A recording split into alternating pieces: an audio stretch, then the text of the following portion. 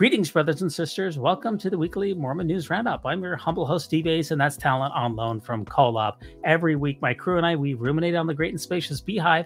So thanks so much for joining us to discuss the contemporary events in Mormonism. This is episode 117, and it's May 26, 2024. We've got a great episode on tap for you, and I'm going to kick it right off by welcoming onto the program my fabulous co-host, Rob. Rob, how's it going? Doing well. How are you? I'm doing absolutely fantastic. Now, Rob, who are you and what are you all about? I was born in the church. I served in bishoprics for, almost a dozen years in different callings, including counselor to the bishopric or to the bishop, high priest, elders quorum president several times, or twice, not several, gospel doctor, instructor. But as far as my callings go, it's not. It's pretty standard for a, white man, middle age. So what I think is probably more significant is my, I've worked for the church in public relations for BYU, and I helped specifically with hosting different general authorities who were coming to give talks, devotionals, forums, things like that. I've worked with several of the first presidency, different apostles. For a small amount of time, I was a historical assistant for a book about the Mountain Meadows Massacre. As a missionary, served in Kirtland, Ohio. Spent the last 6 months of my mission as a tour guide elder, as a church history missionary. That was following a year of proselyting. But currently, as far as my status, I suppose, in the church goes, is I no longer believe in the truth claims of the church, but I do still attend. We've tried other churches, and it's, what can I say? It's the place where, we seem to, be most familiar, at least at the time. So we'll see how that plays out. I still hold very, different aspects of the Mormon church in high regard. Anyways, that's the Mormon side of things. As far as professionally, I have a bachelor's in science and communication, a double minor in political science and sociology, and a master's degree from JFKU in Berkeley in counseling psychology. I'm a licensed marriage and family therapist and clinical supervisor. It says on your tagline there, "Triggered with Rob." I guess we'll try not to trigger you if that's okay. I appreciate that. Yeah, you don't want to see me triggered. Very well. I didn't realize that you had that background in public relations. How do you feel that Aaron Sherinian's doing so far as the church's spokesperson? Who's that now? I've heard the name, but I haven't heard anything from him. He's a ghost. I would love to hear something, but yeah, so far it was pretty great to see that they hired him, but I get the feeling they may have hired him without doing a lot of background checks. So. I do wonder whether we're going to be seeing him. We'll have to fill in the slack since he appears, as you said, to be a ghost and has made very little impact, at least from my perspective so far. Maybe he's pulling the strings behind the scenes. Not too sure about that, but he is, shall we say, missing in action. So we'll pick up the slack for him. That's no problem. That's what the Mormon News Roundup is all about. And we're going to kick it off right off here with a handsome pick. And also, what's our agenda here, Rob? What are we going to be discussing on today's episode? We're going to be talking about the many different temple protests in the different communities that has been a big deal recently, and we're going to talk about that. We're also going to talk about the Chad Daybell trial that is moving into the defense portion of the trial. We're going to talk about Ensign Peak and their new lofty reaches that they have attained. We're going to talk about the latest Mormon convert darling after David Alexander, I believe was his name. So we're moving on. Then we're going to talk about LDS prophet makeovers. Wow, this sounds absolutely fantastic. I can't wait. Let's kick it off here with the vote on the LDS temple near Lone Mountain heads to the city council. The church has a temple already in Las Vegas, Nevada. It's a couple of miles off from the strip. I believe it's in Henderson, Nevada, as memory serves there. And my understanding is that is not exactly the most well-staffed temple of all time. It's definitely not open all all of the time.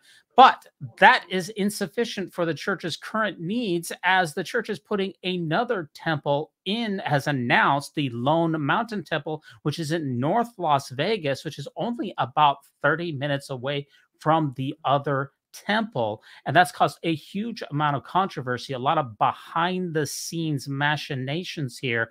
And this temple here, which is in a mostly residential neighborhood, is going to be quite large, 70,000 square feet. The spire, I believe, is going to be between 200 and 300 feet tall. I think it's 215 feet tall. It's caused quite a bit of concern among the residents in that particular community, given the fact that in Las Vegas, Nevada, only about 2 or 3% of people there are Latter-day Saints, and they're expressing a great deal of concern over this Lone Mountain Temple. You know, Rob, temples, is that the happiest place on earth, or is it causing division among the community? What are your thoughts on the Lone Mountain Temple? We're seeing in a lot of different areas a lot of pushback from the communities at large. The church has encouraged members to engage in these letter writing campaigns. They're not scripted, although they do tell you what to say in them. So, and one of the things I think is interesting, in my opinion, this is the most, obvious use of twisting the truth that I've seen in recent days. But the church saying that the height of the spire, or that the steeple, is directly related to our religious observance, or our ability to observe the religion that we practice. And I feel like, if you are like me, which you've spent your entire life in the church, you've never heard that. And that is at least definitely not in a general sense. So I think that it's very interesting to see the church take this up as a part of our religion, the height of the steeples, despite several of our temples not having steeples or having domes, which just blows my mind that they would lean on this as a religious observance when it's not the case everywhere. I don't get it. Yeah, it's caused a great deal of consternation, and as you mentioned, the idea that the temple steeples. Now, I was never in a bishopric, and I was never I never rubbed shoulders with any members of the upper Mormon echelon, so I can't speak to that point. But I'm unfamiliar with the idea that a steeple is necessary for worship, especially given the fact that the LDS Endowment House, which was basically a proxy place when the pioneers came to the Salt Lake Valley in the late 1840s, the LDS temple there famously took 40 years to complete, thanks to some bungled construction projects, and also the federal government putting the screws to the church and taking away resources and actually seizing the temple grounds. Well, they built the Endowment House, which it wasn't even a temple; it was just a house, literally, with no steeple whatsoever. Very plain too. Very plain house. Well, not exactly an ornate edifice, shall we say. Let me play this one clip for you, Rob, and get your thoughts here, because we're seeing something different, I think, in 2024, because these temples are not being received in the same way that they once were, where people were generally in favor of them, and they were in places with a high concentration of Mormons, and the property values would go up, and everyone was happy. It seemed to be a symbiotic relationship. Now we're seeing something totally different, where the church is really using its legal abilities and also paving the way for these things by greasing the palms of the politicians. And people are rightly concerned about what's happening in their particular communities. I just want to say, my brother lives in North Las Vegas. He's no longer a member of the church, but the idea for him of seeing another temple so close by to him, a lot of people are not in favor of this. And you're going to see here in this clip how many people are turning out for protests and also just to raise concerns. Let me play this clip and get your thoughts about it. Thousands of members from the LDS Church, as well as some Lone Mountain residents, packed City Hall to share their opinions on the development. Plans for the project were first announced 2 years ago, and renderings showed that the temple would be about 216 feet tall and would sit on 20 acres of land off of North Grand Canyon Drive near Lone Mountain. Members of the LDS Church spoke out, sharing that because of growing membership and only one other temple in the valley, this one is needed. Our temple is, even our one now, it gets, fully booked out months in advance, and so all of us are trying to get out there, and so another temple would just be such a blessing. Residents who live near Lone Mountain expressed expressed their concern over the temple. They worry about the height of the building blocking the view and an increase in traffic. What we're worried about is our neighborhood is going to be packed forever with traffic and light and other things that are not what we're accustomed to in our area. The more than 5-hour meeting discussed the proposal of the temple in depth, ultimately concluding with 7 planning commissioners recommending approval, and 1 member did not vote at all. This was the first time we heard from city officials. Las Vegas planning chairman Sam Cherry added his thoughts. I like landmarks in communities, but I am also sensitive to the impact of what that can do to a neighborhood. So I think this building will be a landmark for the west side of Las Vegas if it's built. The motion was made for vote with 3 addendums: no light spilling over property, parking lights off at late hours, and motion activated. Okay, so Rob, what we're seeing here is people who are rightly concerned about these temples, but on the other hand, what we're seeing is members saying, hey, we really need these temples. So is this a case of religious bigotry, whereas people are just saying, yo, we don't want these temples in our neighborhood because we don't like Mormons? Is there legitimate concerns here? How is this going to play out? And how can this be compromised on too? Because either you build a big temple or you don't, right? So how do you see this playing out in Lone Mountain? Ultimately, it's going to get built. Religious freedom is something that the church pushes hard against, and the federal government tends to back down. I would love to see the church work more, hand in hand with the communities that they want to build temples in. I recognize that it's a very important part of Mormon religious observance. That part is true. The thought that came to mind when the young woman talked about how they have to schedule months in advance of having to go to the temple and do endowments or different ordinances. I have trouble believing that. So that's a thing. And you know what? There is a precedence for members not telling the truth to support and to strengthen the church and especially the brethren. If you look at, like I said in my my introduction, I was a church history missionary, and that has continued to be an interest of mine. And so, one of the things that you see with the members that were crossing the plains, they would come in, and in conference they would stand up and they would lie and say that it only took them a certain amount of days to get there, when journals show clearly that it was impossible, that couldn't have happened. And so you have them saying this because Brigham Young is instituting these hand carts. It's a new thing. The members want to support the brethren, just like they do now. So we have a long history of members being less than truthful in their assessment of different things that actually, say something about the church. It's very hard to believe that the Las Vegas temple is fully utilized, because we've had online, it has the scheduling app in order to schedule the endowment sessions and some of the other things in the temple now. And people have written programs in there that will go and scrape out the APIs for all of the temples for the entire church. It's been done a couple of times to see what the utilization rate is across the entire church. And the average utilization of any LDS temple for the church is 20%. Now, the highest ones that I've seen when they did these studies, and we covered this a couple of months ago, was like 50 or 60% of the seats in the sessions were filled. That would be considered extraordinary. The idea that the Las Vegas temple is fully utilized, I think, is a complete fantasy. The city officials have approved a proposal, have gone ahead and approved it for the controversial temple to be built. And that was with the church's law firm in Las Vegas gave political donations to the members of the city council and the mayor. Seeing the church make the sausage here is a little bit uncomfortable for people. And that's why we've seen hundreds of people in attendance for these lengthy 5-hour planning commission meetings, which are normally nobody even shows up to these things. But now we're having hundreds of people, 5-hour meetings, and it's for a 70,000 square foot temple, which is going to cost approximately $70 million. This is basically the same type of temple that we saw in the Pocatello, Idaho temple that was built last year. And those plans were leaked to the Wall Street Journal and said that temple was worth $70 million. So, that's we're seeing the church's priorities here. And we saw in previous Mormon News Roundup clips where the state president and other area authorities are saying, well, we need this temple because we need members to be able to save on the 30-minute drive both ways to the other side of the valley for the temple. So, I mean, we're seeing a lot of stuff in here. Let me just read this last clip to you, and I'll give you the Our last say tithing on this dollars one. hard at work.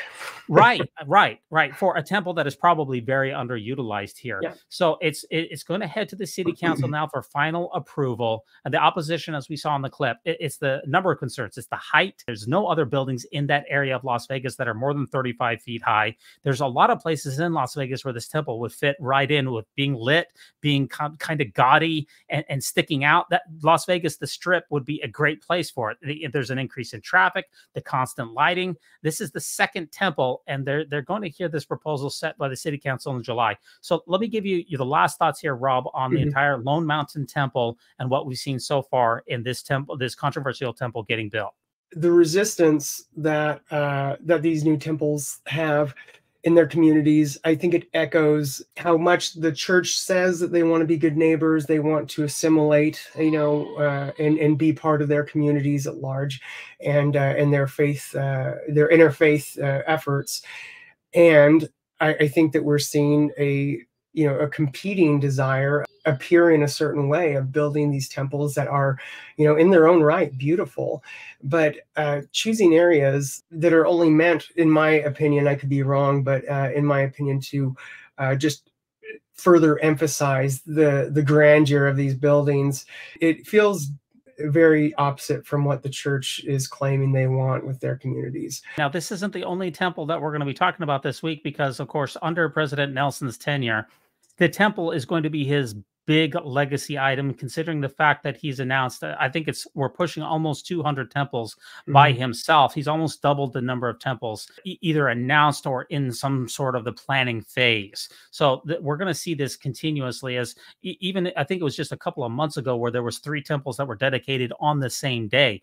And we've seen in California, we've seen in a number of different places, as highlighted by the Salt Lake Tribune, that the church's historic temple building spree is fracturing communities, not just in Lone Mountain, but really across the entire country, and especially in the United States, where a lot of these temples are being announced. From Nevada to Wyoming to Texas, small towns have become neighborhood battlegrounds as feuds break out about the building's height and lights and the traffic and the water that needs to be pumped and the zoning and the greasing of the politicians by giving large political donations in the tens of thousands of dollars. We've seen the church also engineer at the federal level through its senators by introducing legislation which would make it easier for these temples to be built using federal laws, so that they can, ram over if any of these city councils say no, or if any of these zoning commissions say no. The church is going to sue these little municipalities. The North Las Vegas is actually a very small community. It's got a lot of people on horseback and some ranchers, and the plots are pretty far apart. They're going to bankrupt these little towns. We're seeing really a David and Goliath kind of setup. And let me just read this from this particular article here, which referenced Lone Mountain, but it could also be applied to any of the church's temples. And some of the members themselves are saying, you know what, maybe we need to second guess what we're doing here, because we're not making a lot of friends. We're not influencing hearts and minds. And let me just read this from this particular article from the Salt Lake Tribune here. Erin said, that she said, look, growing up, I actually went to girls' camp with my friends. She said, talking about the summer sleepaway outings for teen girls. I went to sacrament meetings. My best friends growing up were all LDS, but she has a problem with the church's plan to build a 215-foot high building with hundreds of parking spots in an area where residents sometimes ride horses in the street. And the tallest thing around is palm trees.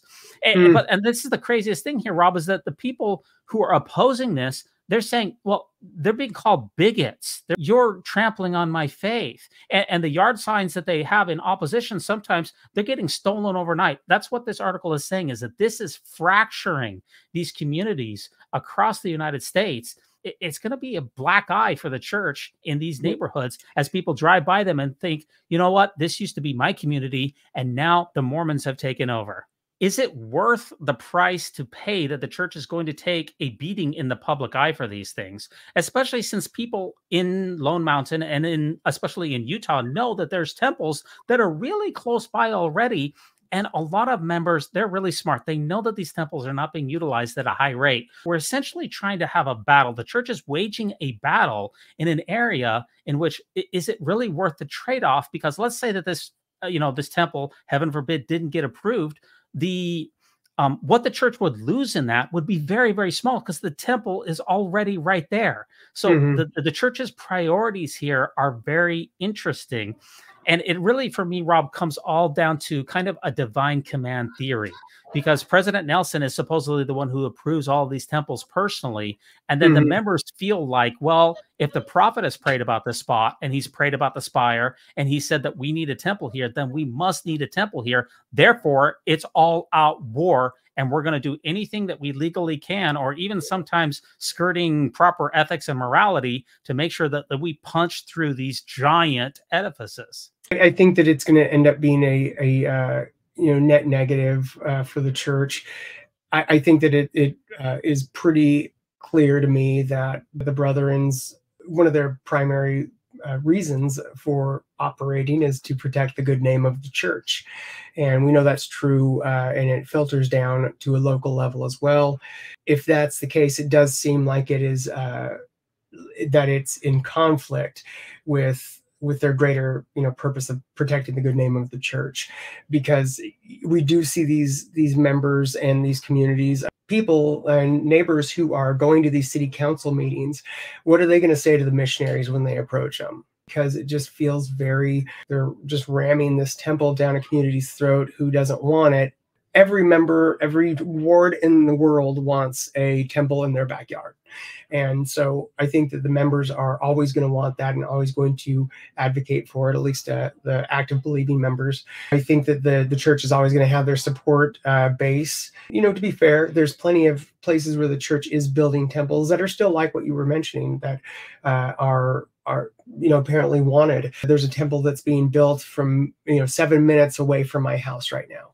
So and there has been no community outcry. It has been generally positive. We also have a Mormon mayor, so take that for what you will. And that's the question. If there's enough of a Latter-day Saint population to sustain a new temple, a lot of times they're welcome. For instance, the Scotland temple from this last general conference, that was greatly looked forward to.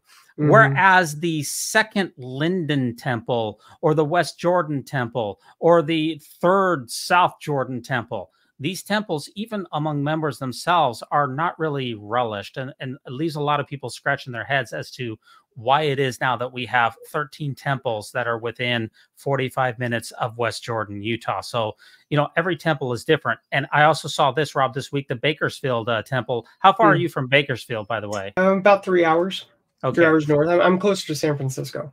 Oh, okay. I gotcha. What we've learned from the so-called mollifying of the neighbors is that what the church does here is that they will hold a listening tour at a stake conference. They will send out maybe someone from the church's temple planning committee or an architect or things like that, where they supposedly get community feedback from the folks who are involved with these temples. They take them into consideration. But the thing about it, Rob, is that what ends up happening is the church just goes through with the plans that it had all along. The pausing of the mollification of the neighbors in Bakersfield and other places appears to be disingenuous at best. Right.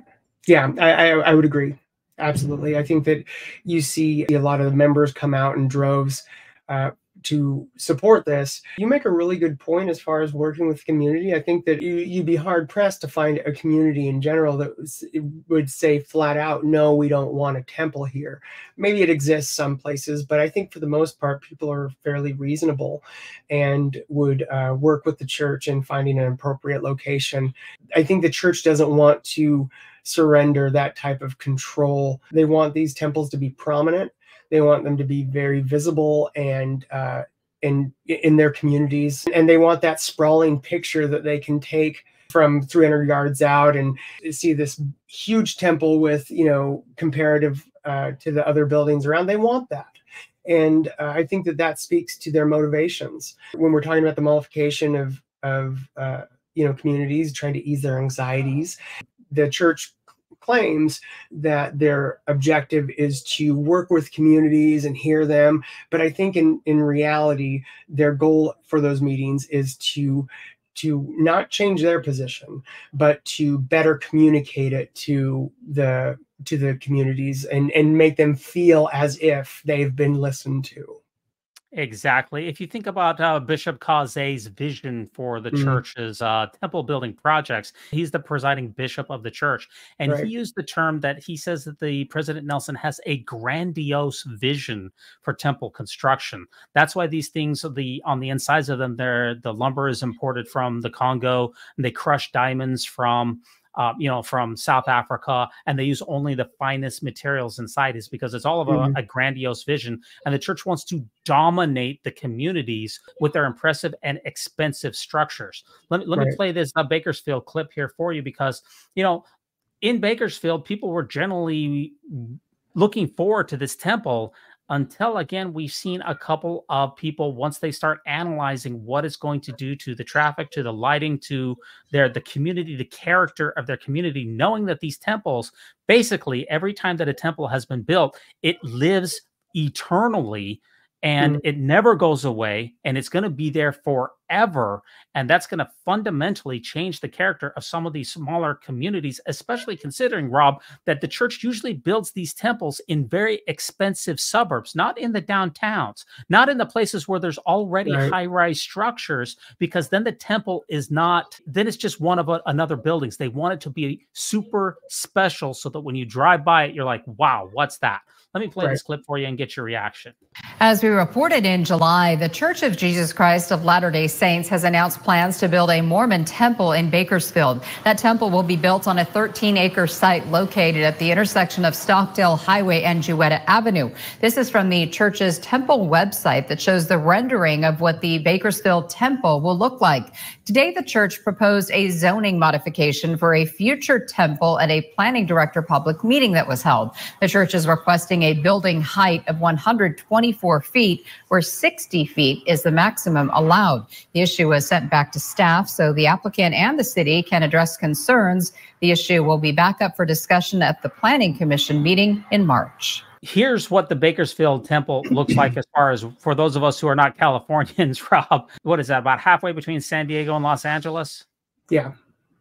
Yeah, a map showing the location of it. And we're seeing the exact same playbook that's repeated over and over again. The church comes in, announces these incredibly large structures, usually in places where they're not well zoned for it. They have to Mhm. then go to the planning and the zoning commission, or whatever, the city council. They have to argue their case. And if that zoning or city council says, you know what, no thanks, but no thanks, we don't want your huge structure, we don't want your giant steeple, and we don't want all the traffic, we don't want all the considerations, we want you to build it over here, then the church's playbook is simply to say, well, then we'll see you in court, and we're worth $265 billion, and we're going to put a hurt on your little community.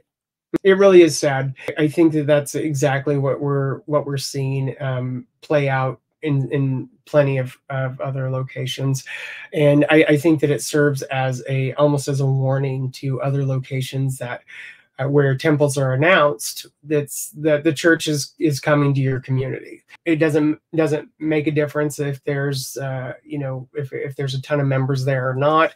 If it's a certain distance away from other temples, I think that may be the only criteria they look at, is if there isn't a temple super close by, then they're okay to build it there, even if if the stake or the wards that are in the area are relatively small. And that's the thing about it, is especially in California, there is no other place really in the entire world in which the Mormon shrivel is more concerned than in California. Especially Yeah.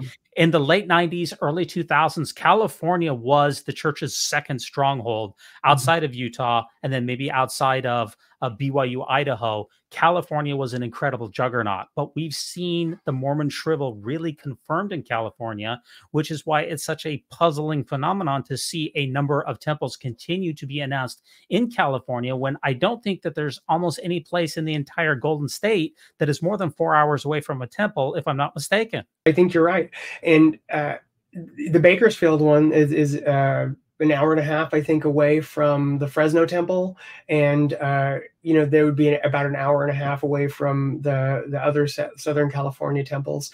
So you're right. California is an interesting situation as well. I think that when it makes me think about in 2008. In 2008, I was an active, believing, TBM Mormon, and I helped out on the Prop 8 campaign and for the church. It's something that I've had to kind of come to terms with, later on in my life, especially after going to school in Berkeley. You get there's a certain expectation, I think, of people to just be open-minded. And at the time, I felt very accepted, where I went to grad school. But my point in bringing up 2008 is that's when Prop 8 came out, the Defense of Families, or that act, about gay marriage. And I think that we saw the community at large maybe feel as if this proposition had been, again, just rammed down their throats without, and even though I think they got like 52%, it just barely passed, I believe.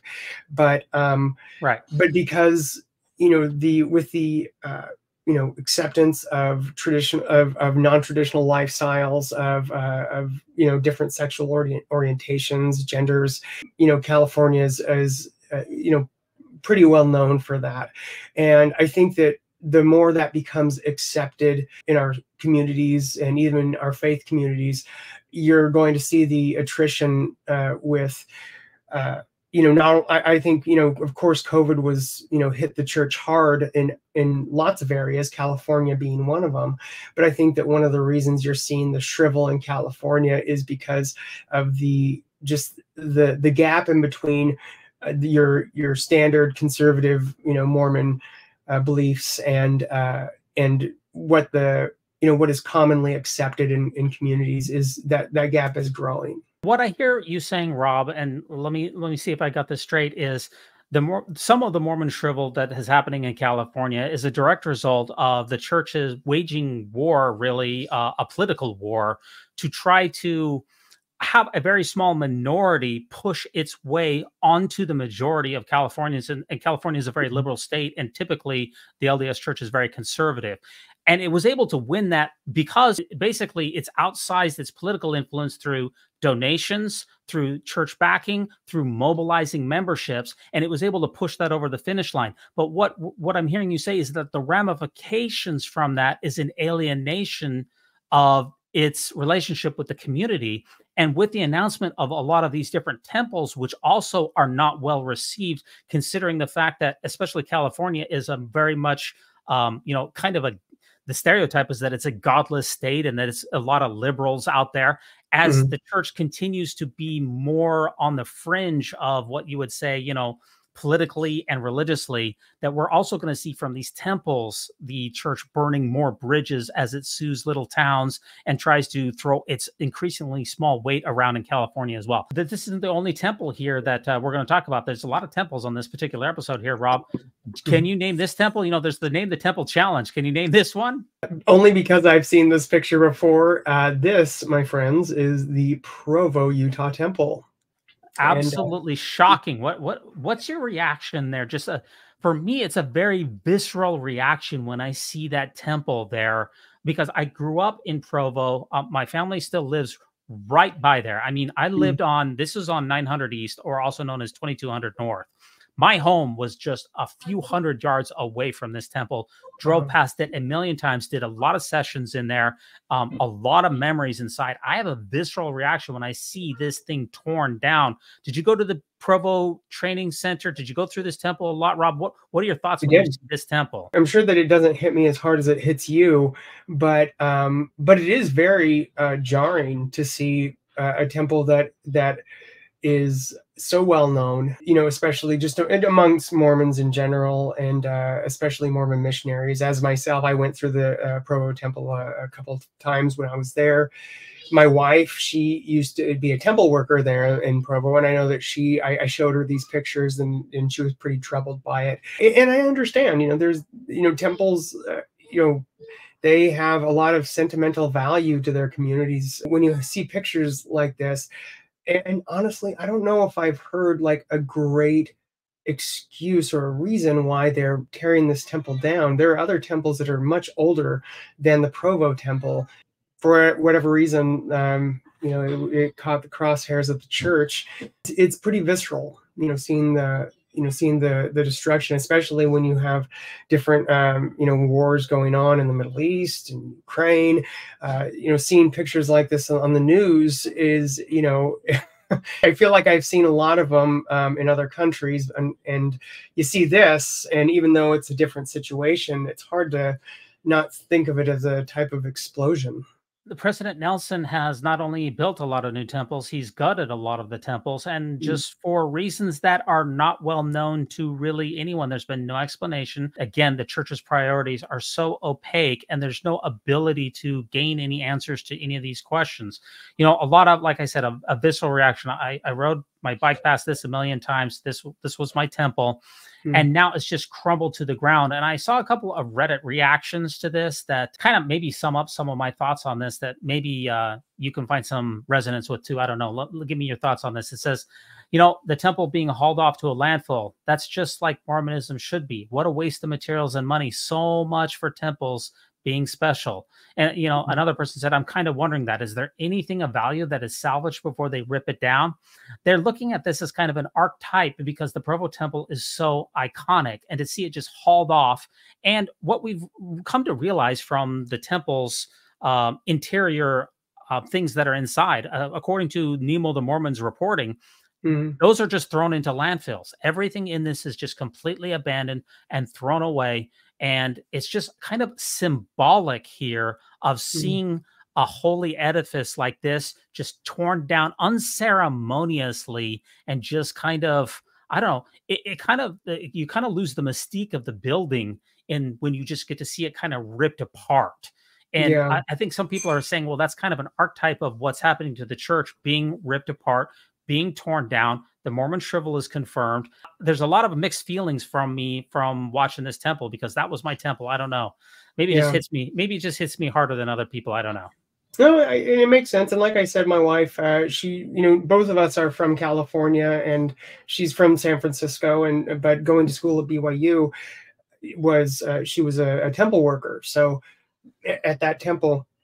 So I know that it affected her, and it affects her quite a bit. It is very interesting that comparison between what is happening with that temple and with the church. I think that there is constantly a demolition of what came before in order to have something more standard. And I think doctrinally we see that as well.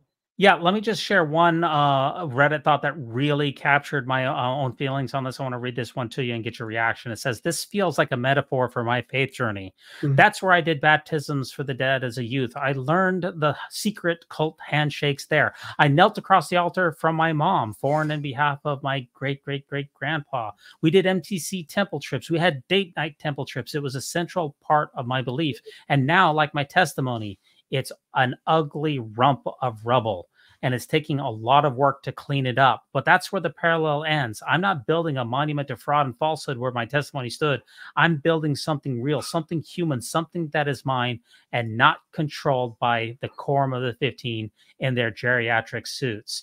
For me, that quote hit very close to home, because I did my date nights there. I did my temple nights. I did all of the work inside of that temple. And now when I reflect back on that, I wonder how much good I was doing for anyone in spending so much time in doing, quite frankly, warmed over Masonic rituals for a lot of troubling people, including Adolf Hitler's had his work done, and Vlad the Impaler, and a lot of other incredible, brutal killers inside of these structures. And I wonder, Rob, would the world be better off if the Provo Temple wasn't rebuilt like it's supposed to be? Because it's supposed to be rebuilt here and be renamed as the Rock Canyon Temple. And I'm sure that's going to be a beautiful building, Rob. I mean, it does look better than that weird ice cream cone, what was that, a neoclassical design? I'm not really sure. It's going to have a new name. I guess it'll be nicer on the inside, but we already have a Provo temple already with a city center temple, and we have a Linden temple. We have a Payson and a Springfield temple. How many more temples do we need? That's a great question. And what is my question during this entire thing is, what's the motivation for this? Is this public relations for the church? I feel like it's leaning very significantly that direction. These temples are huge billboards for the church. It communicates the wealth and the power that is, you know, coveted by members, well, not just members of the church, but just, you know, people who are in the communities, people in general. They want more. I mean, this is consumerism. There's an allure to wealth, and to think that I could be a part of that, help people feel that they're a part of something bigger and special because of these buildings. I think that we see a lot of, you know, inactivity after, you know, a year of you know, getting being baptized as a convert. And I think one of the reasons is because after a while, that magic just it fades, and you have to really question the doctor, and you have to question what role the church is playing in your life. And I think at that point, you get a lot of people who either double down, or you get people who leave the church, or just stop going. It's not going to stop the church from counting them on the rolls and announcing that at General Conference. I think that all of this, the public relations of the church, the enzyme peak, which is another thing that's on the agenda, the child abuse, that's in the AP and in other articles. I mean, the church is really taking a hit culturally, and I think that it's the just desserts that have been kind of in the waiting, and here we are. Now, let me just give you one more update on temples, and that's the McKinney Temple in Texas is also yet another temple that's causing a lot of controversy here. And Nemo the Mormon, he says that the Texas McKinney Temple is in trouble. Let's find out why. The Mormon Church is encouraging its members to send letters to the Fairview planning manager in support of the proposed McKinney, Texas temple. In the church's letter to members, specific points are laid out for the members to include in their communication with the planning manager. The church wants members to highlight that the height of the steeple is part of our religious observance. As a member of the church myself, my understanding is the height of the steeple is not necessary for the religious observance of temple worship. For example, the Paris, France temple and the Mesa, Arizona temple, amongst others, have no steeples at all. So while it's the church's preference to have a tall steeple, they cannot argue that this is an essential element of the temple's function as a religious structure, and nor therefore is the height of said steeple an essential part of Latter-day Saint religious observance. This argument seems to be a dog whistle to the First Amendment. Tie the height of your steeple to your religious observance, and one can then paint any request to reduce the steeple height as an assault on religious freedom. However, this is simply not the case, as members can and do successfully perform religious worship in temples with no steeples at all. So let me get this straight, Rob. We got all these temples going up, we got temples going down, but the height of the steeple is an integral part of the religion. We talked about that a little bit earlier. Is Nemo right? Is this just for dog whistles to the First Amendment, or is there actually something legitimate behind these steeples? I don't believe there's anything legitimate about the height of the steeples, about the construction. It brings up a lot of questions. These buildings are large, they're imposing on their communities. And I've heard from general authorities so many times that they just want to get the covenants out there. We just want everybody to have access to the covenants. And if that were truly the case, then why aren't they doing something more similar to the endowment house? Why aren't they taking the stake centers and dedicating, a number of rooms and redesigning them to in order to get the covenants out there, which is what they say that is their primary goal. But if that were true, we would see a big difference in how the temple department and how our prophet, progresses with these things. I think that you are seeing them saying one thing, but it's playing out a different way. At least for me, I question the motives of the church. Well, I greatly wonder why it is that we can't do those ideas that you talked about. And I think one of the real reasons behind why we can't is because the temple rituals are so foreign, so strange, especially to our modern 2024 sensibilities. This isn't 1840s with the magical worldview where people believed in rocks and hats, divining rods, and communed with treasure guardian spirits and toads. We live in a much more secular society, and people are much more aware of the harms that high demand religions can impose upon you. continue. And the only way, in my opinion, to try to make the temple rituals feel more sacred, to feel more special, is to put them inside places that are very expensive, and so that there's an aura behind them. Oftentimes when people go through the temple, this is the most expensive building that they may have ever been in their entire lives. Wow, this is such a special place because these carpets are from Egyptian embroidery, and there's china on the wall, and there's the wood is beautiful, and the celestial room is gleaming and so special and white, trying to make it so that the temple ordinances are less strange. That's why we can't do them in endowment houses. That's why we can't do them in stake centers, because the original temple rituals were just done in the top of the red brick store, not even in Nauvoo.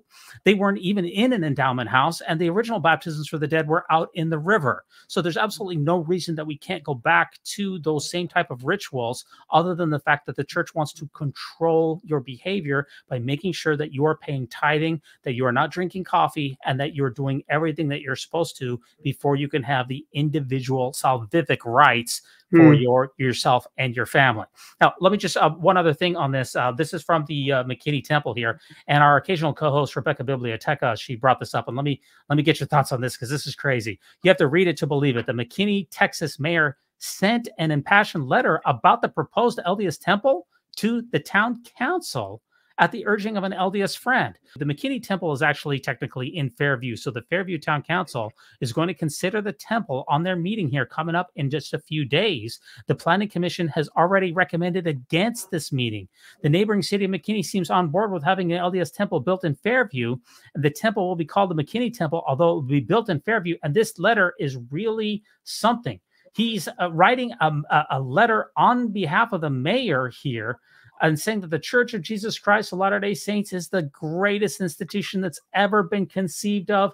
They love everyone. Their compassion knows no bounds. Their generosity knows no limits. Their impact knows no measure. The countless lives they have touched and countless hearts they have uplifted stand as a testament to their unparalleled commitment to service and unwavering devotion to the betterment of humanity. This is the most effusive letter I have ever read in my life.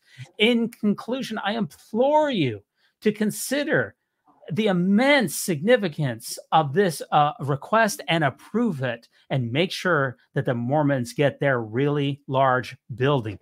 This is what we're seeing in 2024. I've never seen anything like it, Rob. This is the church, playing the cards that they have, despite, Broussard's, disdain for playing cards. That's the church is playing their cards.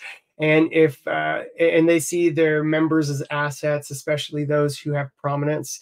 So of course, having a mayor who happens to be a member of the Church of Jesus Christ of Latter-day Saints is very appealing to them.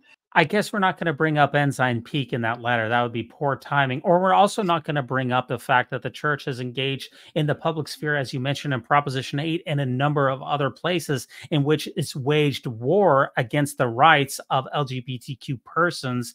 It's fought against the Civil Rights Act. It's fought against the Equal Rights Amendment. It's not going to bring up any of these things, the fines that the church has had for running an illegal clandestine hedge fund for 25 years. It's not going to bring any of that up. Instead, we're just going to talk about how great Mormons are. But I don't see how these two things are connected. That's great. The Latter-day Saints can be the best people on earth. That doesn't mean that we need to build a building in a place that it's not zoned for. Those two things have absolutely nothing to do with one another, in my humble estimation. Any last thoughts here on the entire temple thing? I know we spent a lot of time on temples, but any closing thoughts on all of these different temple things that happened this week? It's an appeal to emotion for, this letter is clearly trying to, to pull on the heartstrings, and, who would want to deny these great, amazing people and this great, amazing organization the ability to practice their religion wherever they want? It'll be interesting to see how things roll out. That being said, I think that more of these buildings will be built with minor, if any, modifications based on the protests and the city desires. That seems like a very wise prognostication. Now, For those of us who are in the Mormon News Roundup genre and who like to follow LDS news, all of these temple machinations, they're very interesting, they're very gossipy, and I do like to follow them. But for the general public at large, I think very few people, unless you have a temple that's coming into your community, are really concerned about this, which is why our next article here is really the biggest article of the week here, Rob. And I know that you've been following the Chad Daybell triple murder trial up in Idaho. Can you bring us up to speed on what's happening? Chad Daybell is accused of murder and the deaths of his wife Lori Vallow's children, JJ Vallow and Tylee Ryan, as well as the death of his first wife, Tammy Daybell. He's been termed or been titled by the media as the Doomsday Prophet. Chad's trial's going with prosecutors presenting evidence of his and Lori's extreme religious views and their alleged roles in the multiple deaths, including that of the Daybell's former wife, Tammy. You know, it has a lot of twists, this story. The Mormon influence, you can't miss it. And even though I think that there's extremes that they clearly, have, and they take certain points of doctrine to extremes, it's all Mormon. You know, it has it's something that comes from directly from Mormon teachings.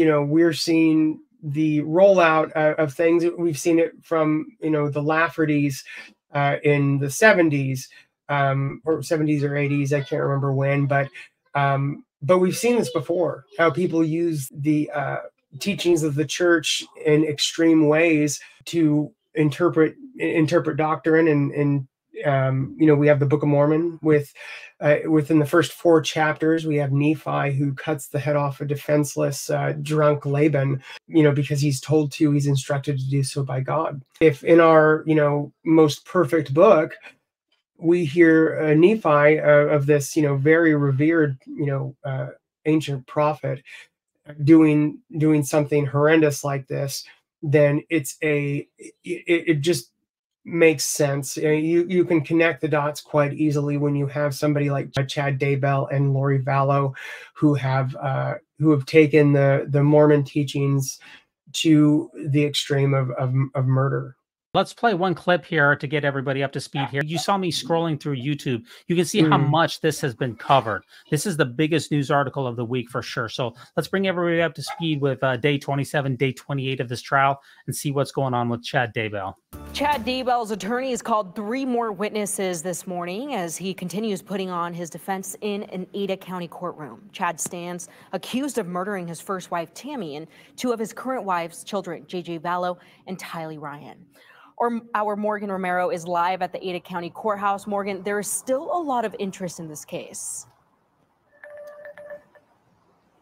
Absolutely, Brenda. Fewer people than yesterday showed up here to the Ada County Courthouse, but the courtroom was still packed. Take a look at this video that I got from my cell phone this morning around 7:45. This is the line outside the courthouse. Yesterday, this line was wrapped around the building. A lot of people interested in what Chad's children had to say yesterday.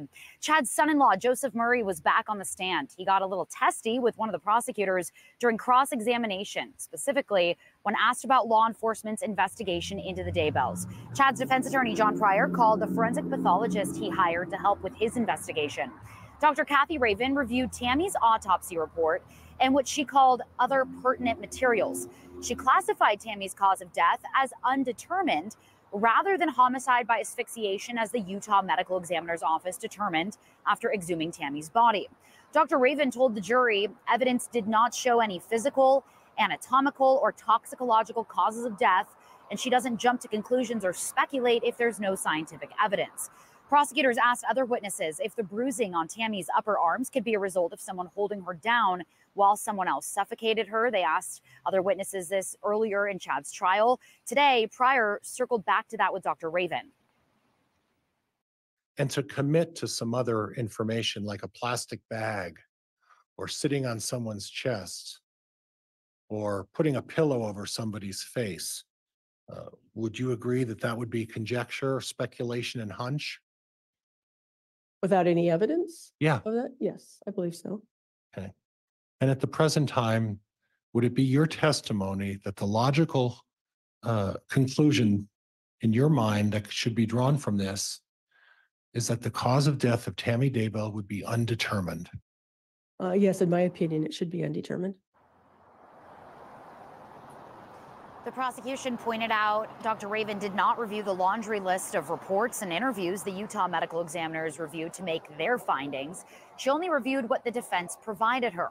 The doctor testified taking all those reports into account, though, could be an example of confirmation bias if you're using them to determine cause of death. Pryor also called one of the Daybell's neighbors, Regan Price, who testified about hearing a gunshot. Price was asked if she heard that gunshot on September 9th, 2019, which is one of the 2 days that police believe Tylee Ryan was killed, but she says she does not remember what date it was. Brenda? Yeah, Morgan, do you know how many more witnesses the defense plans to call today? Pryor said he plans to call 2 more witnesses today, but those witnesses were not ready before the lunch break. So we did recess for lunch early, and we will reconvene in about half an hour. Okay, so as you mentioned, Rob, this is Mormon all the way through. Chad Daybell, Lori Vallow were both members of the Church of Jesus Christ of Latter-day Saints in good standing up until just a couple of weeks before Lori killed her children and before Chad was allegedly killed his children. This is all informed by basically an apocalyptic worldview, which is shared by a lot of members.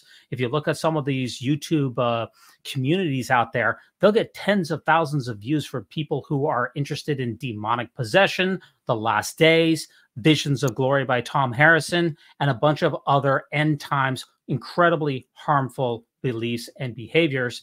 And as we've seen from General Conference, the Ensign Magazine, and in many other situations, the Church of Jesus Christ of Latter-day Saints in no way, shape, or form condemns the action of people who perpetuate schemes like this up until the moment in which they actually commit the heinous acts. So what's your last thought here? I know you followed the Chad Daybell a lot more carefully than I did. What's your last thought on Chad Daybell, on what we're seeing, and what do you think the conclusion of the trial is going to be? I think he's going to be convicted to life in prison.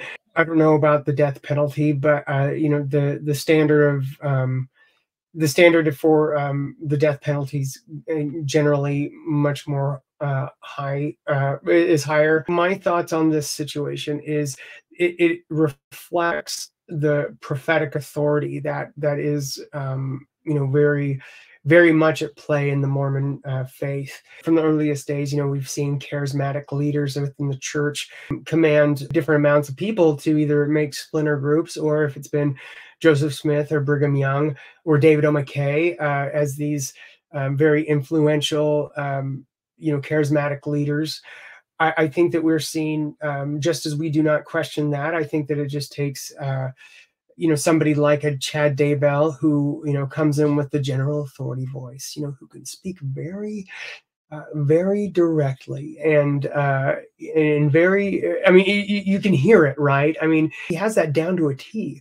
So it has the ring of somebody who's prophetic. The fact that he was able to, garner support from people doesn't surprise me at all.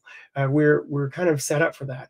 I think that the church has a responsibility that they are currently not meeting to address these the differences between faith and fanaticism. I believe that if the church was more comfortable with people truly questioning, not just, hey, we're okay if you question as long as you go to the church website for your answers. I think that if they were genuinely okay with people questioning, it would make it less difficult for people to condemn the actions of extremists or to have extremist views. Now, you can find the Mormon News Roundup. We're on Apple Podcasts. We're also on YouTube. If you could drop us a 5-star review, if you could hit the thumbs up, if you could hit the notifications, we greatly appreciate that. That would mean a lot to us. Now, we've got 2 last articles here to get through here to take us on the way out. And the first that really kind of caught my eye here is a popular Protestant YouTuber just joined the Church of Jesus Christ of Latter-day Saints, saying that God likes to get creative to catch our attention. This is YouTuber David Boyce. He was famous for visiting 52 churches in 52 weeks, and he shared his conversion to the church on his YouTube channel. He's toured a number of different churches, including the Church of Christ at Temple Lot, the so-called Hedrickites, the Sacred Temple Lot, Latter-day Church Rally under one roof, a bunch of different churches. A lot of them are restoration focused. and he was a Protestant, but now he has gotten baptized. And look, just in 1 month here, his views for his channel, 200,000 views for one baptism. That is in the Mormon sphere, Rob, that is absolutely huge. It seems like, as far as I'm concerned, from when I was a full-time missionary, and I know that you were too, it seems like catching a Protestant is like the biggest feather in the cap. Nobody cares if you converted an atheist. Nobody cares if you converted a Buddhist. But it's like, we got a Protestant. And not only that, he visited every single possible church and he arrived on the correct one. This is like catnip for Latter-day Saints. I mean, this guy is really going viral. Yeah, definitely. This is hitting all the right chords for Mormon engagement. And you know, it's if this gentleman has done his homework and feels like this is the organization with which he would like to attach himself to, then great. Everybody's everybody has that option. But I think what it does is it speaks more to the LDS Church's effective engagement tactics, particularly leveraging temple open houses, which was a big part of his conversion. I think that it brings up these questions, whether the church's methods are more about conversion statistics, more so than fostering real spiritual growth. Well, it does remind me, Rob, of this happens about every 6 months. There'll be some new person has checked out every religion on the planet and has settled on the Latter-day Saint Church. And then all of a sudden he wanes and there'll be somebody else. It seems like the last person who we found out about this was David Alexander. He hit YouTube by a storm. But then when we looked into his background, it turned out that he was perpetuating an incredibly harmful cult and had horrible backgrounds. But it doesn't seem like anybody really ever cares about that. They just care that, look, he prayed about all the different churches and God told him that the Church of Jesus Christ of Latter-day Saints was the right one. And that's all anybody ever cares about. Cherry picking information. And we're great at that, or Mormons are great at that. They're looking at this part, but not looking at this. And that's core Mormon doctrine right there. It certainly is. Now, he said that God likes to get creative to catch our attention. I do wonder why God doesn't seem to catch all of our attention, because the problem of divine hiddenness is a serious issue with the supreme creator of the universe. I'll just put that out there. That does take us to our final news article, which is Ensign Peak here. The LDS Church's huge stock portfolio. It has swelled to a 4-year high. It holds billions upon billions of dollars in big tech. And of course, this is a picture of the church's office building. And ever since the illegal, fraudulently hoarded clandestine hedge fund was brought to our attention back by Eric and Lars Nielsen in 2018-2019 timeframe, we've been able to track the church's portfolio and how much money it has invested in just the U.S. stock market every single quarter, because it files those 13Fs, because the church holds more than $100 million in the U.S. stock market. And we've seen the total value of the portfolio. Now, if you look at the blue line here, we are at an all-time high with approximately $55 billion of mutual funds managed by Ensign Peak Advisors. And of course, Rob, this is only for the domestic disclosures. There's a number of private equities. There's a number of foreign equities. There's even some real estate. And there's a number of other items that the church owns in its total valuation. Ensign Peak is really worth more like about $175, $185 billion total. This is just the domestic aspect. But this is the source here is the U.S. Securities and Exchange Commission. And what are your thoughts here on Ensign Peak continuing to grow? It's not that, Rob, that the church got its hand caught in the cookie jar, got fined by the SEC and said, you know what, cat's out of the bag. We're going to start spending all of this money. No, it continues to grow in perpetuity, which is why we see the hashtag among Latter-day Saints of make it a trillion. This was one of the main issues that led me to questioning the church's truth claims. It was a combination of several things, as it always is. Finding out about Ensign Peak and the deception of Ensign Peak, slash the church to keep, keep their wealth obfuscated from members. It's despicable, and it doesn't align at all with what at least what I would believe Christ's church would look like. As far as it continuing to grow, I think that's the only option here. It's going to continue to grow. The interest alone is just astronomical. I just think this is going to continue to happen. We could probably do a every quarter we could do another story on Ensign Peak's insane wealth, the church's wealth, and it would be, I think that we would see it going in one direction primarily. Now, according to the church's financial watchdog called the Widow's Mite Report, the church in the last year gained a valuation of approximately $31 billion just in the last year alone. Now, the church's internal humanitarian report, which is not externally audited, the church claimed that it gave away $1.4 billion last year. We have to take the church's word for most of that because there's no external audit and the church's internal auditing is a sham. But you can see that the disparity here, if the church, according to the Widow's Mite, is growing at a rate of $31 billion and it's only giving away in the humanitarian report $1 billion. Well, BYU takes up another $1 billion. The missionary program is another $1 billion. The operating the temples and the maintenance is another $1 billion. We're never going to close that delta, and the growth of it is going to continue to be much higher, and we're never going to get to the bottom of Ensign Peak. It's just going to be an obscene dragon horde that is going to grow forever. And I just want to cover one last thing on this because we're running a little short on time here, and get your thoughts on this, because this is, in my opinion, one of the most important takeaways from the entire Ensign Peak debacle, and that's the tracking of Ensign Peak and how it invests its money. When the church files the 13Fs, we can go back and see what percentage or how the church's investment has done, and we can compare it to the S&P 500, which is where a lot of the church's money is in. Well, from the last quarter, Ensign Peak tends to mirror the stock market, just like you would expect from any mutual fund. Any hedge fund would probably mirror the stock market, the S&P 500, either going up a little bit more, going a little bit down or more. But what we've seen continuously from the church here is that the Ensign Peak in the last quarter, it grew in valuation 8.4%, but that lagged behind the index itself, which grew at almost 11%. And this is really where the rubber meets the road for me, because so many of the church's truth claims are really a matter of faith. We weren't there when Joseph Smith had the first vision. We weren't there for the manifestations in the Kirtland Temple. And a lot of this stuff has to be taken on faith. Well, if the church is the kingdom of God on earth, and Jesus wants the church to have as much money as possible to save as many souls as possible, and the church leadership is praying about what investments to put Ensign Peak in. As the sole vicar of Jehovah, we assume that Russell M. Nelson is praying about what to do with Ensign Peak. If he's not, then so much for the sacred stewardship of the Widow's Mite.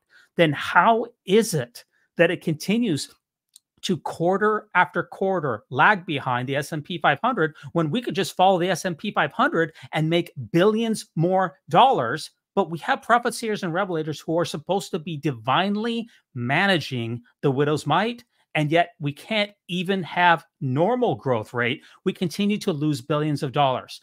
Make it make sense for me, Rob. I just can't put it together. If I could do that, then I'd probably have a much different career. It's impossible to understand the inner workings of the church in any real meaningful way.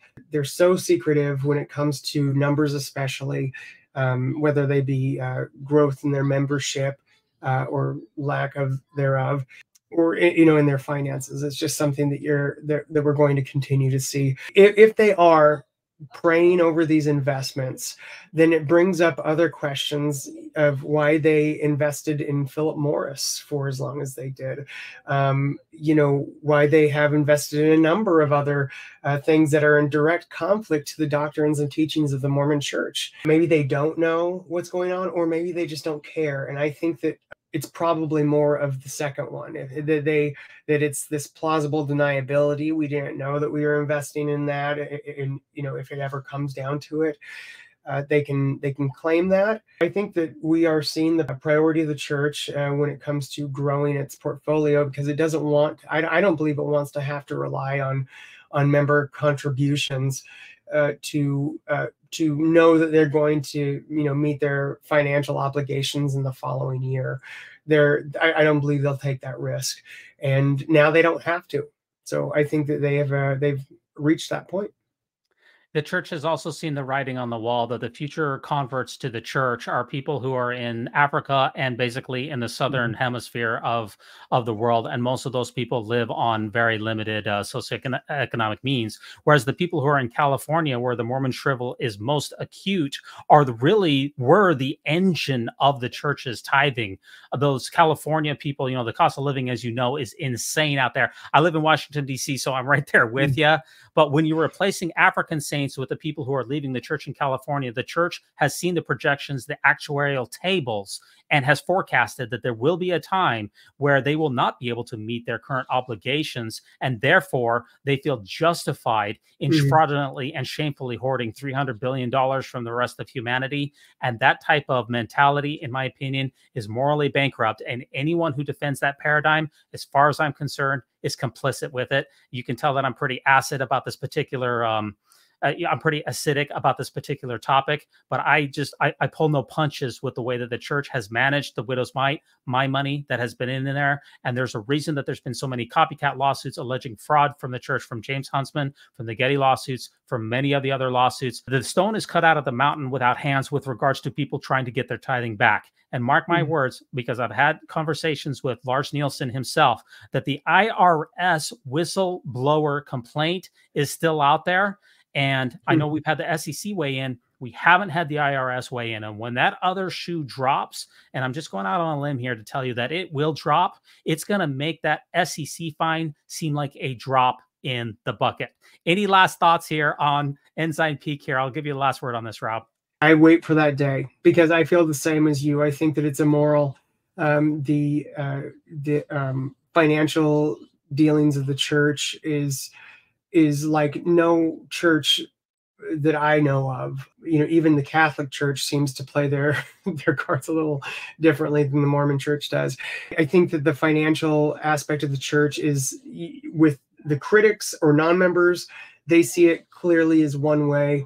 Like you said, there's the "make it a trillion" hashtag that I've seen plenty of times myself by active Mormons who, again, I think that this is all part of the same thing when it comes to temples and the display of wealth that comes along with their temple projects. This is the same thing. I think that, on one level, yeah, they want to make sure that they don't have any major missteps with that are going to be in the public eye financially, but I don't know that they totally, are feel like they're at risk of it. Like you said, the IRS is still, processing their information, and I agree with you. I think that it's going to come down like Thor's hammer. At least for now, I think the church is just putting their money away, knowing that that fines are in the future. But members of the church, they see it as a point of pride, just like every single temple that goes up. They see it as a point of pride. Yeah, it just reminds me of, like, since you served your mission in Kirtland, when the church took and bought out the Community of Christ for the $200 million, that the members of the church took that as a divine mandate of heaven is smiling on us because we have all of this money, and the Community of Christ go woke, go broke, and we're the true stone cut out of the mountain without hands. And it's basically the idea that, the more money that you have, the more divine favor that you have from above. So, and that, in my opinion, is a very harmful mindset. Now, before we take us out, the Mormon News poll of the week, I've got a light one here, which is makeovers for LDS prophets. It's kind of a light note to leave on, but my last episode last week was actually kind of a makeover, Rob, because I don't know if you caught the last episode of the Mormon News Roundup, but I actually did a makeover for myself for last week. You're looking good. I did. Yeah, I did. I fasted for 4 weeks, no food, only water, 28 days. It was insane. It was intense. So now I feel like I'm a much more superficial person than you are, Rob. So I had a makeover, and I decided, what if we had the LDS prophets had a makeover too? That's what our poll of the week is all about here. Which LDS prophet has the best makeover? I'm going to give you some before and after pictures. And if you come on over to YouTube on Sunday nights at 9:30 p.m. Eastern Standard Time, you can interact with your humble host and take our poll along with us. Are you ready for these prophet makeovers here, Rob? I can't wait. Bring it on. By the way, this is Anne Hathaway with the Princess Diaries, and I run the Mormon movie review channels, which is every Monday night at 9:30 p.m. Eastern Standard Time. She shot the Princess Diaries right after she did The Other Side of Heaven, which is the best, one of the best Mormon movies that's ever been shot, produced by Disney. Unfortunately, it was a cinematic flop, but I'm going to give you 10 of them. Tell me which one has the best makeover here. So I'm giving you, this is my best photoshopping skills. I'm not a professional, but I'm going to give you my best shot. So here's number 10, Brigham Young. What do you think? It's I like the dyed beard. You know, it definitely brings his age down about 70 years. So it's looking good. Good job, Brigham. He's looking hot. Okay, number 9 is Gordon Hinckley. Let's check out this makeover.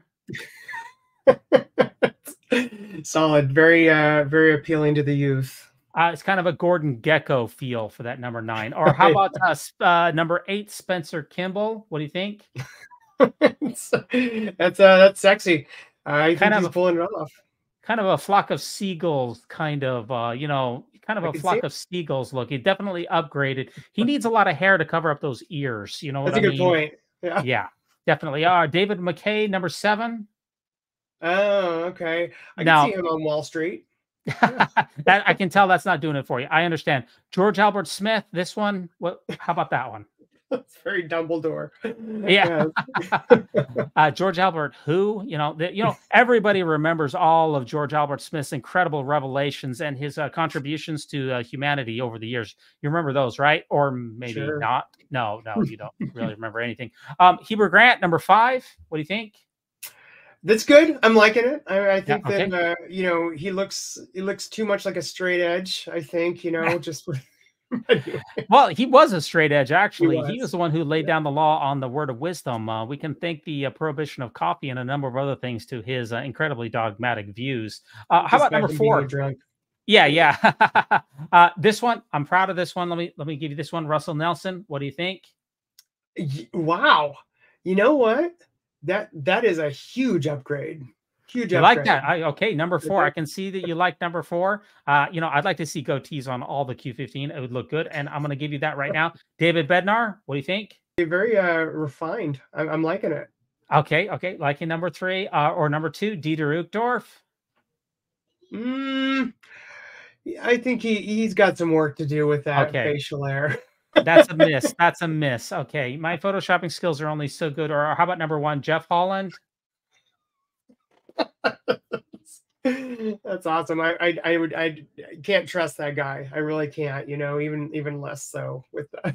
Well, I actually just did the quote here as a slide. The quote on the left: "God loves us without reservation, with all His heart, might, mind, and strength." I changed the quote to, "I can't tell the difference between a right and a wrong road." So I slipped that quote in there. So let's review these real quick here. You're going to be the first person to take our poll here. So let's just review them real quick here. Number 10, Brigham Young. Number 9, Gordon Hinckley. 8, Spencer Kimball. 7, David McKay. 6, George Albert Smith. 5, Heber Grant. 4, Russell Nelson. 3, David Bednar. 2, Dieter Uchtdorf. Or number 1, Jeff Holland. Which one of those do you want to vote for here? I want you to be the first person to take our poll. And for those of you out in the live chat right now, go ahead and cast your votes here. I also gave each of these a nickname that might help you remember them. It's between Russell Nelson and David Bednar. Because I worked with David Bednar pretty closely at BYU, I think I'm going to go with David Bednar. Let's just review that one. David Bednar. Number 3, that's a very solid selection. I just want to review my nicknames for these folks real quick. Number 10, Brigham, not a jerk. We know that from Brad Wilcox. Thank you. Number 9, Gordon, I'm sustained as such. That's a pretty good nickname. Number 8, Spencer, the miracle. Instead of forgiveness, we have the miracle of shame. Number 7, David McKay, who's definitely white and delightsome. I think we can agree upon that. For sure. Number 6, George, the other white Smith. You know, the other white meat. Okay, that's a miss. Number 5, Heber. Who? Wait a minute. Oh, Heber Grant. Right. That was to refresh my own memory. Number 4, Russell Stink Celestial. I didn't come up with that. I get these mostly on Reddit. What can I tell you? Number 3, David Bednar, who it's been confirmed that he is absolutely not a robot. He has definitive proof of that, so I'm willing to grant that to him. Number 2, Dieter, who thinks that planes are better than fraud. He definitely, or number 1, Jeff, the musket fire is better than choosing the right. So you're going with David Bednar here, who is not a robot. I think so. No, not a robot. Jeff Holland, not a dodo. You know, I think we're good. That's better. See, I should have run these by you. That is better than definitely not a dodo. He's read a few books. He's gone to a pretty good school, and yeah, he's not in a cult. You know, I seem to remember him saying that somewhere. Okay, very nice. Appreciate you, all those out in the live chat. Thanks for voting. Thanks for being here. That's our final segment here, which is the Mormon News Roundup Joke of the Week, and I believe that you have that for us. So a couple bishops, they started talking after a meeting, and one bishop said to the other, I have a real problem with bats in my chapel. I've tried everything. I just can't get them to leave. So the second bishop says, I used to have the same problem, but I don't anymore. First bishop says, please tell me what you did. The second answered, oh, I just baptized and confirmed them, and I haven't seen them since. Okay, very nice. I like that. And that does remind me, you know, Rob, what projects are you working on? How can people get in touch with you? What you got going on? I'm in the process of getting guests and putting things together for a mental health podcast, because I found that there is a huge deficit of those. So I'm throwing my hat in the ring with that. So we talk about issues related to mental health, things like that. But it's called Triggered with Rob. I'll be putting links out and getting that going here pretty soon. But you can reach out to me through those means, either Instagram or YouTube, or you can send me a message at Gmail, asktriggeredrob.com. Oh, that sounds absolutely fantastic. I really appreciate you coming on the Mormon News Roundup. And as I just got a couple last things that I want to put out for myself before I let you go. If you like this podcast and you want to make a donation to it, we do have a Patreon site out there. I'd like to thank a few of our Patreons out there, including our newest Patreon, which is Orson. It's $10 a month. Your member for a day. He joined our BYU administration tier, and I think I figured out how to play a message that he sent to us that he wants played on the air, which I really appreciate. Hey Dives, Orson here. I've really enjoyed following your podcast since I discovered it a month or two ago. Your humor is the best I've seen so far in Mormon podcasting, and your news coverage helps keep me up to date. Looking forward to seeing the Mormon News Roundup fill the earth like a stone cut without hands. Well, that is very kind of you, Orson. I greatly appreciate that. Thanks so much for giving us a donation over there at Patreon. Really appreciate that. And Rob, the last thing that I'm working on here is I run the Mormon movie reviews. Every Monday night, we review an old cinematic classic. And this time we're going to be watching a watch party of God's Army. You know, that was set in South California too. Have you watched that one, Rob? Oh yeah, definitely. That was a big one back in the day. I was before the mission that came out, so that pumped me up, got me going, and you know, after that, I knew that if anybody I knew on my mission was going to have any type of a medical reaction or medical issue, right then, blessing, everything's good. And thank you, God's Army, for teaching me that. Well, please like and subscribe and turn on notifications for the Mormon News Roundup. I'd like to give a shout out to Weird Alma on bandcamp.com for this episode's music. And thanks so much, Rob, for ruminating with me on the great and spacious beehive. Always think celestial, and remember, no unhallowed hand can stop this podcast from progressing.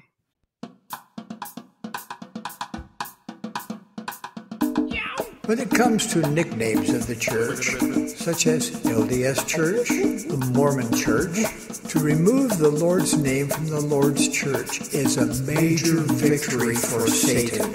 Satan.